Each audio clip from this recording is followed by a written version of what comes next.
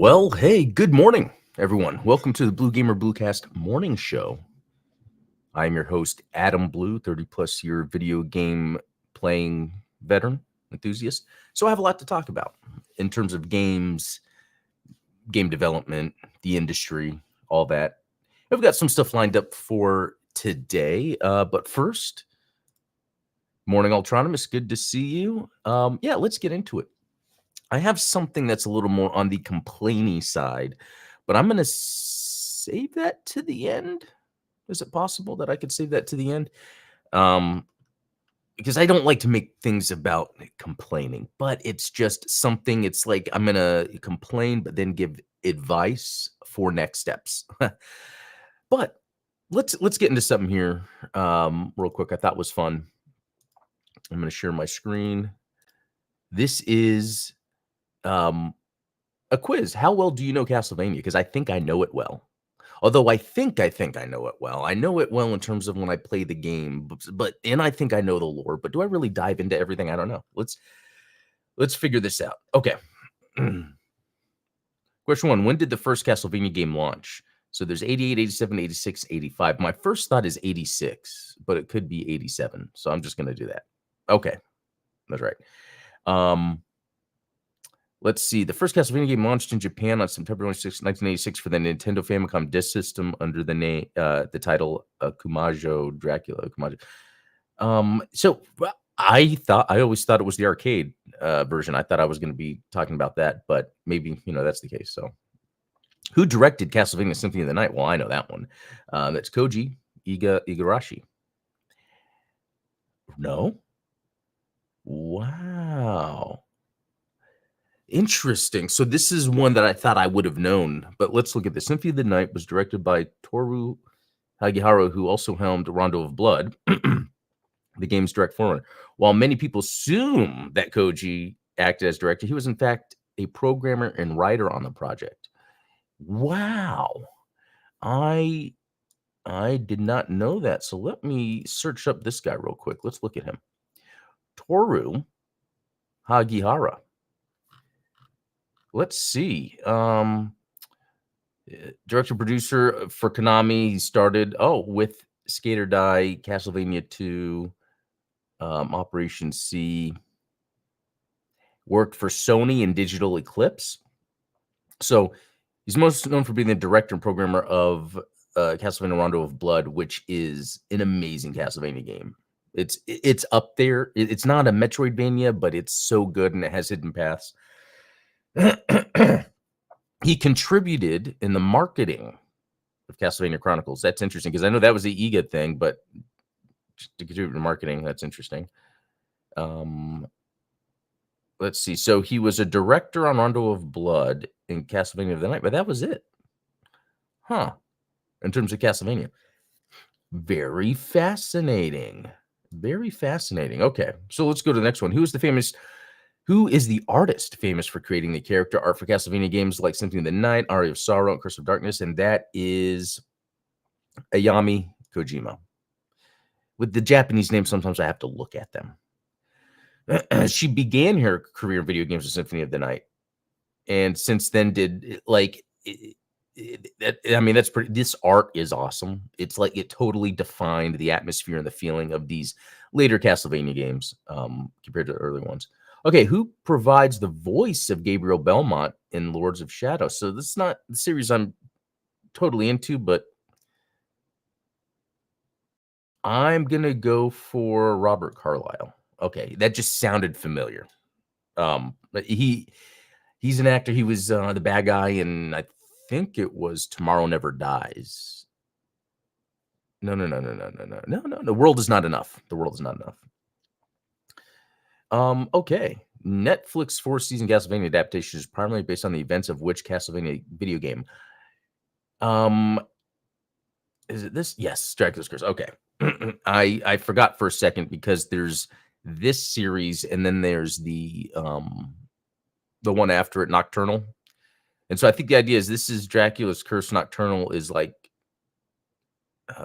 Rondo of Blood or Before Symphony of the Night or something like that. And the reason is because of the characters, like having the multiple protagonists. That was a big deal. for Castlevania 3. How is Castlevania 4's introduction sequence censored in the West? Oh, this I might not know. Okay, so the bats have been omitted. There's no blood on gravestone. One of the statues has been given more clothing. The cross on the top of the gravestone is missing. I'm going to go with that. Okay, that seems like a thing they would do. Okay, what is the name of Christopher Belmont's son in Castlevania 2 Belmont's Revenge? Wow. Okay, let me think. Who could it be? Huh. Soleil Belmont. Yeah, that I wasn't too familiar with. The original Castlevania was ported to the MSX2 computer system under what title? Oh, maybe Haunted Castle? Oh, okay, Vampire Killer. Because I know that there's Haunted Castle, Vampire Killer, Kid Dracula. Those are names of other like offshoot Castlevania games that are pretty much Castlevania. Okay. Takeshi Obata created the character design for the poorly received Castlevania Judgment. What manga series is he famous for creating? Oh, I wouldn't know, but I'm going to just click this. Okay, because the art style seems similar. All right. In what year does Castlevania Bloodlines take place? Oh, that's a good one. Bloodlines. Right, Bloodlines. Not Rondo of Blood, but Bloodlines. 1917. Yes. Okay. Yeah, that's the Genesis one. And it's the prequel to Portrait of Ruin on the DS. How many times has Simon's original Castlevania story been retold? Oh, how many times has it been retold? Okay, I can count 3. So I'm just going to say that. But it's twice. Interesting. If you don't count Vampire Killer. Okay, so my thing was, oh, how many times has it been retold? I was counting Castlevania because it does have Castlevania Chronicles and Super Castlevania 4. Okay, so. All right, what's the name of the initial antagonist in Castlevania Portrait of Ruin? Oh, wait. Initial antagonist. I was looking for, well, Browner. Yeah, okay, good. Yeah. Okay, what is Alucard's full name? Let's see. Adrian Fahrenheit Tepes. Okay. Okay, Castlevania Bloodlines hero John Morris is related to which character from the original Dracula novel? No, I don't remember. Okay, let's see. Okay, maybe I did remember. Sound familiar. And that's what's cool about Castlevania is it does take from Dracula lore, even like Van Helsing lore, all that stuff. It's pretty cool.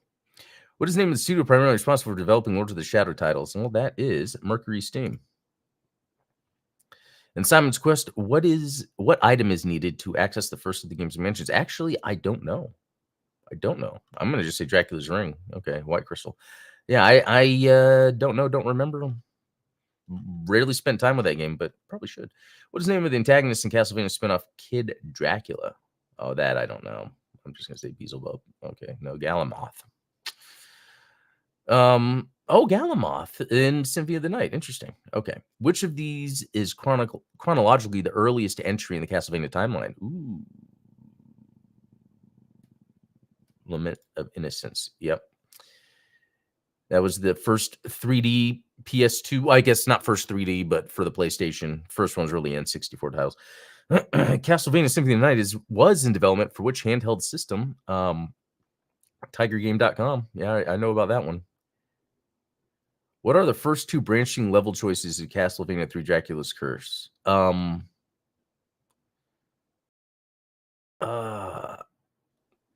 Is it no? Okay. I was gonna go with that.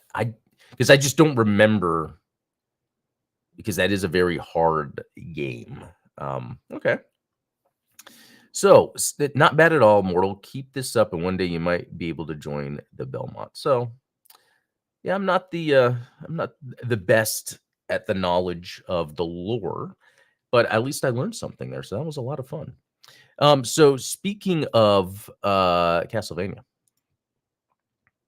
Bloodlines is being unofficially ported to SNES, so that's very interesting. Aqui quem fala é Hans I would be Cardoso. curious E assim também com uma to caveira tá ali em see. cima. Okay, I wonder Ela if here fica. they're kind of Você showing consegue ver ela toda vez comparison. que o relâmpago, né? Vocês podem ver as cores. I guess Por kind of quê? showing Porque like quando graphical o effects cara they for can add and fazer uma outra everything. essa parte aqui, se lembraram de alguma coisa. This is a very hard game, but fun. Like I feel like it could use some quality of life additions just to make it more fun to play in a modern setting. Let's see. Originally released on the Genesis home console, Bloodlines, or Castlevania, the new generation, as it was known in Europe, is the first entry in the long-running, Proteus Resurrection doesn't have a tremendous amount to show in his demonstration, but parallax scrolling is present, and the animation is pretty close too. Okay, even has effects like scrolling. Okay, so something's still working on. I think it's funny because they even ported Symphony of the Night to the Genesis. Amazing stuff. So that's cool. All right. What do we have next? So I was just looking at some releases coming up, and I noticed this Mars 2120. Never heard of it, and it says Metroidvania, but leaves early access, which one, never heard of this game that's been in early access. Two, I always prefer a game when it's done in early access. So let's actually look at this. This is called Mars 2120. And, at first when I'm looking at this, I'm like, oh, it's a 3D game, but no, side scroller. And look at that. It looks like a Castlevania game. This looks pretty cool. I guess the 3D sequences are just for probably narrative stuff. Or kind of like how Metroid Dread kind of does that stuff. So hopefully this is better than that. And I'm a big Metroid fan. Just Dread was also made by the people who made Lords of Shadow. Okay. So this is really neat. It still says, oh no, wait, it still says early access though. So maybe by the 1st it will update. Because I would love to try this game. $20, it's not bad. It's got 10 reviews. Even they're saying I usually don't like testing early access games, but being an avid Metroidvania fan and also hearing about this game, I decided to give it a try and bought a copy to test it out. Although some assets are really good, the game is rough around the edges. I'll try to detail more below. Okay, so yeah, this person was detailing a lot. Well, that said, and then when was this? This was back in November 2022, so I'm sure a lot has changed since then. Even this one's a little more recent. They're saying potential hidden gem here. Very nice graphics, a little buggy as you might expect EA to be. So this sounds great. Have I not added it to my wish list? I think I did. No, I'm gonna do it right now. Very cool, very cool. I really want to try out this game and see what it's like. I know Ultronymous is always down for a new Metroidvania. What's up, Jim Kellex? Good to see you. Okay. Let's see. Here's something that's too bad. Flintlock, the Siege of Dawn company, A44 Games, is expecting massive layoffs. According to someone on Reset Era, on July 21st, employees are expecting layoffs since the game apparently bombed. I have a friend. So that's what's funny. I played it here on the channel for a second, and to be honest, it played well. But it's not like it was doing anything new or different to make it stand out, which is such a big deal that I've realized working with my friend Steven. You might know him, Midnight Hatter. He's brought it up sometimes when we talk about how to make a game look and how, like, there's so many games out there that just look the same. Even if the idea is to make similar gameplay because that's fun, sometimes you have to give it a look to make it unique. And it's really made me think about that a lot, because that, like, playing this game, it seemed like it was fun, but the way it looks doesn't get me back to it. Like, for instance, this Metal Slug Awakening, which I'm obsessed with, by the way. Maybe I need to talk about that next. It plays just it doesn't exactly play like all other Metal Slug games. Let's just say it plays like a similar run and gun twin stick shooter that is kind of the core of it is Metal Slug, but they added some very interesting art style to it that makes it stand out. Even though you're playing like the same thing. So that but that's personally that gets my attention. With a game like this, there's nothing about it that's like getting my attention, other than when I see videos of the combat, it looks cool. And when I played it, it felt good. But I'm not going to just play a game just because of one little thing. It has to be the whole experience, even if it's not agreed upon that it's the best experience. If I feel like I'm enjoying like the whole thing, I'll go through a game. So yeah, it's too bad there. So the devs announced the game had 500,000 players since release. That seems great. Chia had over 1 million. Yeah, that was on PlayStation Plus. Chia, when that was first released, it was PlayStation Plus. Flintlock first released on Game Pass. So, man, I would think, well, I don't know. Chia does have that Breath of the Wild look to it. And that's the thing. Flintlock didn't really have a look to it. It kind of looked like a bunch of different games. But Chia had a very specific look in the vein of Breath of the Wild. So that could be one thing to keep in mind. So, okay. All right. What else did I want to... Yeah, there we go. Xbox Game Pass Wave 1 for the month of August 2024 partially leaked. So we've got SOPA, Tale of the Stolen Potato. That doesn't seem like a game. What am I talking about? Anything can be a game. Interesting how it just had Microsoft at the beginning. Not like game studios or anything. Okay, this seems to be like a narrative-driven... Did it say platformer there? But what I'm seeing is... I mean, that looks cool. Like you're walking around, but... See, that's really hard. This is going to be hard for me to get into unless I start hearing good things about it. Actually, I'm not even showing it. Sorry. Let me go back to it. Because it's really just showing like a guy talking, look, cutscenes.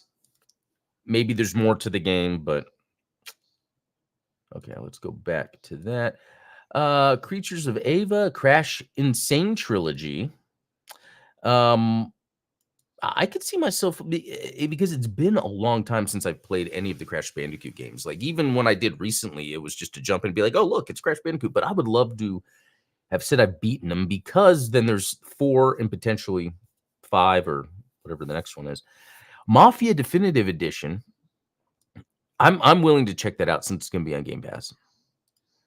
Wargroove 2, Atlas Fallen. Okay, Atlas Fallen is a big one for me because the developers previously made the Surge and Surge 2, which I found to be fantastic.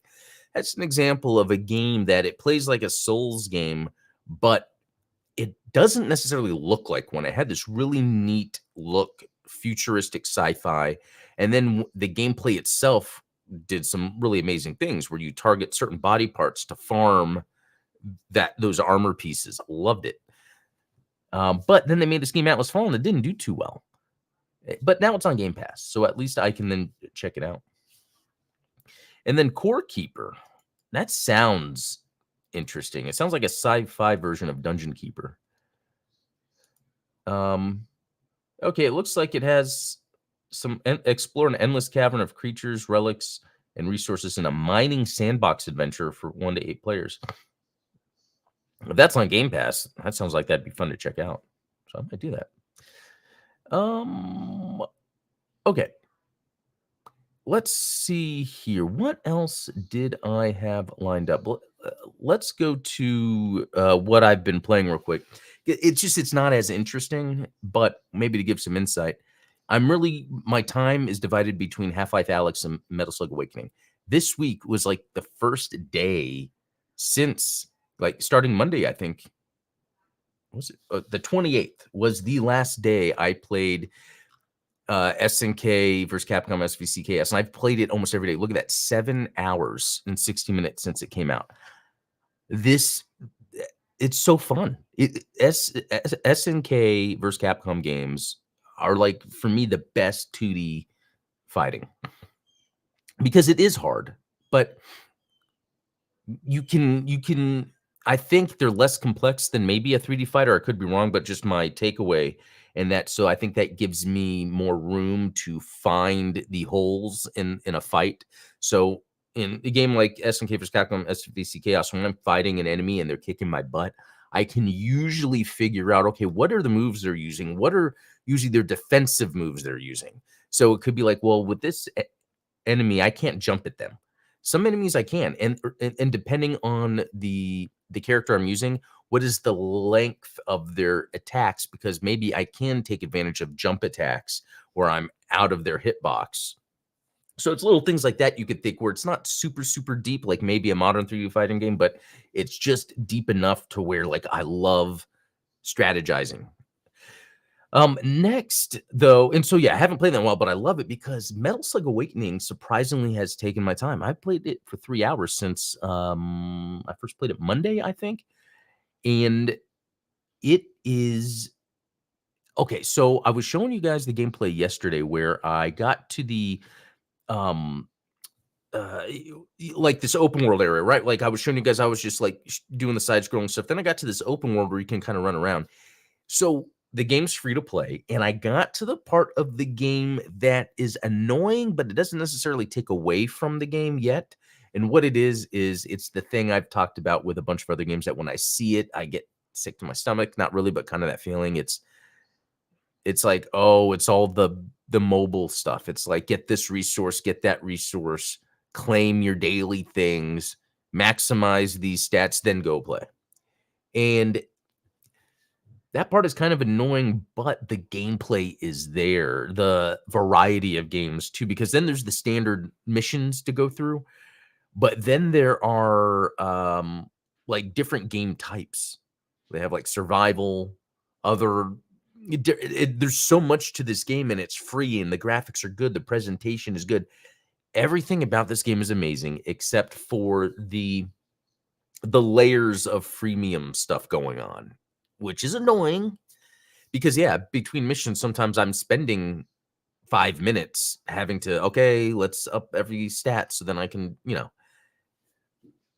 but it is fun. It is, and I think I could see myself putting money into it because it's free and this stuff there's so many options to how you can spend money in the game that there's some like direct, like here's some more characters or um things to upgrade your stuff, and I want to kind of steer away from spending money, uh, especially because a lot of it is just going to be for things that you could do in the game. I'm done. You can, like, even running out of energy to play, like there every time I'm done, I haven't even gone through 10% of the recharges. I don't know what you call it, in order for me to continue to play.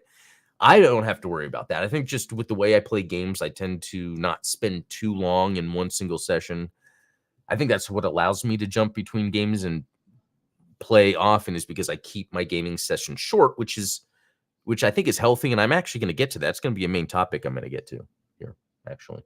Actually, let's get to that. So before I end with that, Half-Life Alyx is another one, 6 hours, 21 minutes into that. It is a lot of fun, but it is still kind of super basic in what you do. You shoot, you pick up things, but it is fun to do that.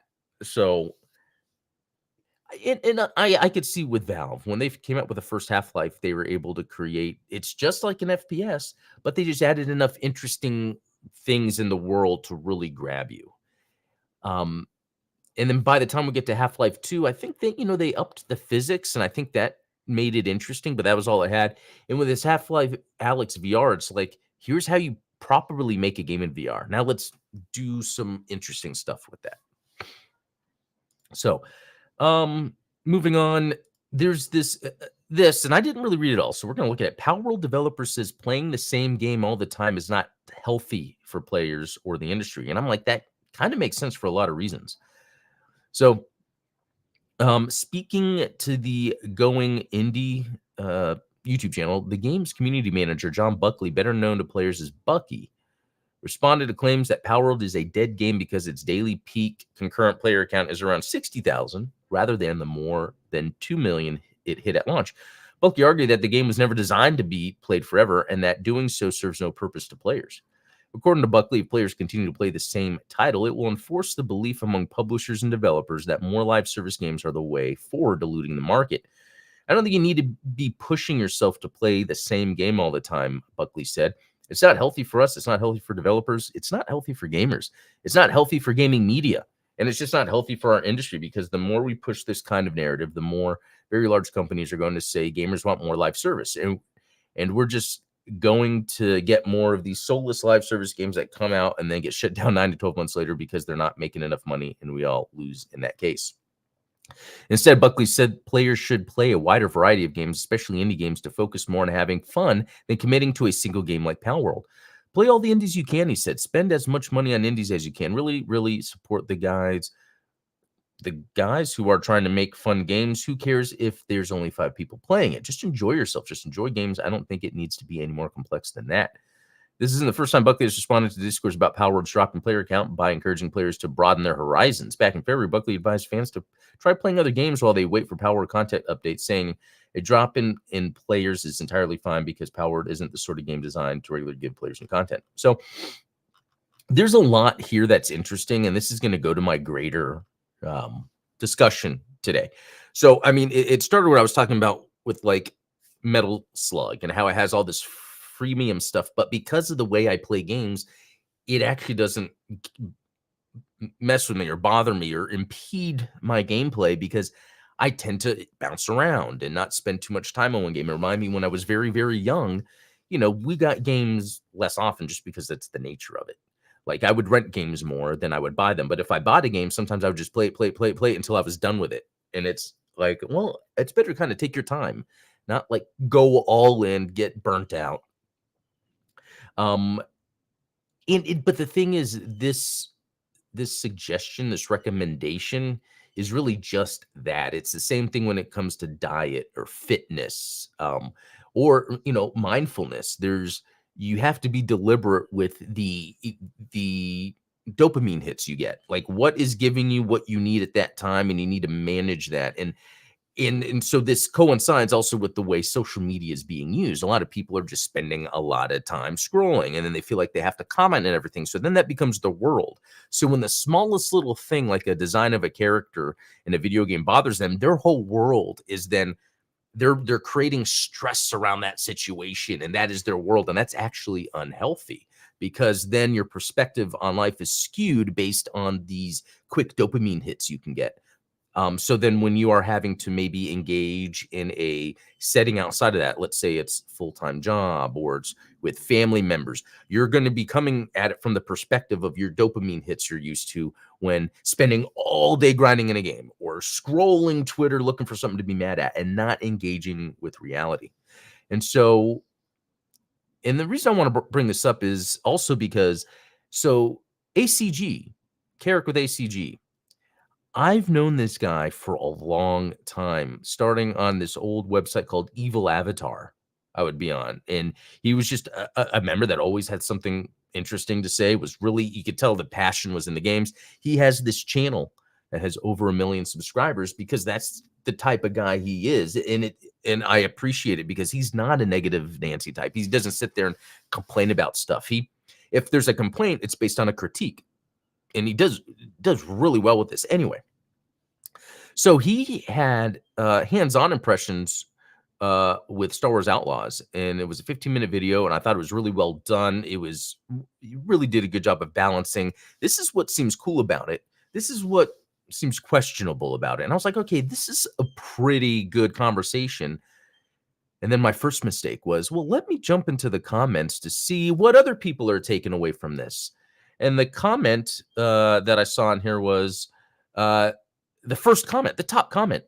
This is one of those games, along with AC Shadows, where the activity and furor surrounding the game is going to be far more entertaining than the game itself. Thanks for the entertainment, UB, but you don't get a single dollar from me for entertaining me this time. And it's like, is top comment, is this really the conversation of gaming from now on?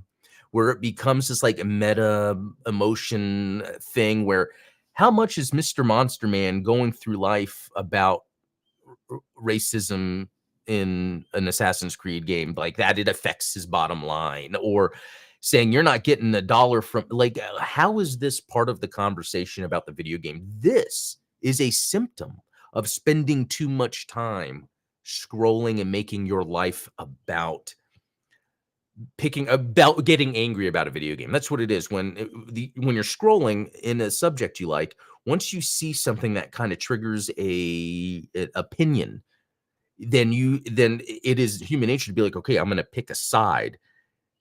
But then that becomes you, and then you start double downing on it, where when someone has a video about, hey, I played the new Star Wars Outlaws, this is what my thoughts are, the first comment's like, well, I'm not giving Ubisoft money, look at all the fur surrounding the game. And it's like, there's nothing. It's just people bored on Twitter coming up with things to complain about.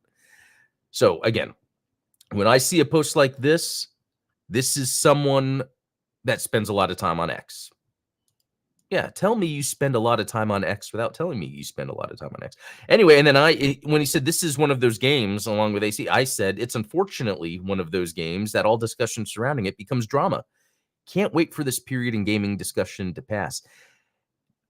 And that's directly related to Palworld. Remember when Palworld came out and everyone was claiming that it was AI made and stealing assets and people were going to boycott and ban, and then all that stuff wasn't true? Because it's, again, spending too much time on X. To just, someone complains about something, that becomes your reality. And then that's you. That's who you are. That paints your enjoyment of games. And so while I don't like to get into this stuff, the reason I am is because I think you can have a better time in life if you do just ignore what people are complaining about if it doesn't affect you. Assassin's Creed, having Yasuke as a samurai, to me is cool. It has the female ninja assassin. That's cool. What in my daily life has that have a negative effect on me? It doesn't. So I shouldn't allow that to then be a narrative in my head. I should just enjoy that I'm going to be playing this game.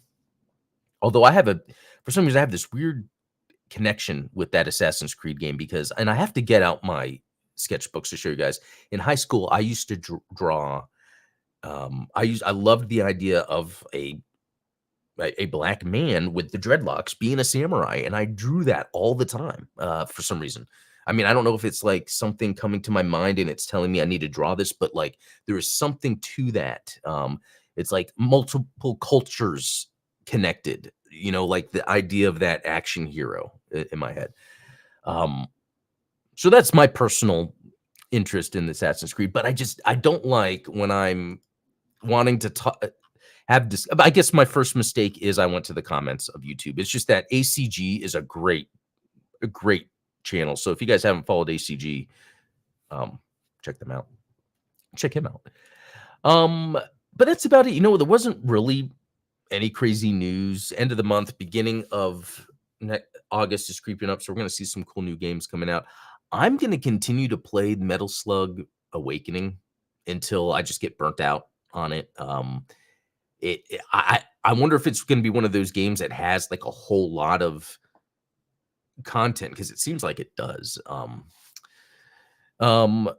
Ultronymous, it's a cool concept and always has been, especially since growing up, Black culture and Asian culture was always intertwined, like blaxploitation. That's a really good point. Like the old, what was that dragon martial arts movie? I forget what it was called, but it was from either late 70s or early 80s. But yeah, it was intertwined. And then, things like Blade, for instance, like that has the martial arts, but then there is that interesting angle of blaxploitation. Like growing up, I loved watching Shaft, like the original Shaft movies. So how much of that am I indulging in an exploitation of a race, or is it more of, for me, I'm just seeing a cool story being told from a perspective that I normally don't see, interesting stuff. Early 2000s had a bunch. Oh, yeah, here we go. The Last Dragon. Yeah, that's what it was. Yeah. Anyway, guys, that was a lot of fun today. Kind of got that off my chest because really, I know Ultronymous, Jamkill X, most of you guys I talk to are awesome people anyway, really know how to have a discussion without it having to ever get into drama. But I just maybe hope someone comes across this video and sees that, and it's like, yeah, it isn't healthy for me to just scroll through X, find something to get mad at, and then that be the discussion every time someone brings up a game. Oh, I'm mad about this. It's wastes our time. So anyway, I'm gonna get out of here, but thanks for watching, and we will talk later. See ya.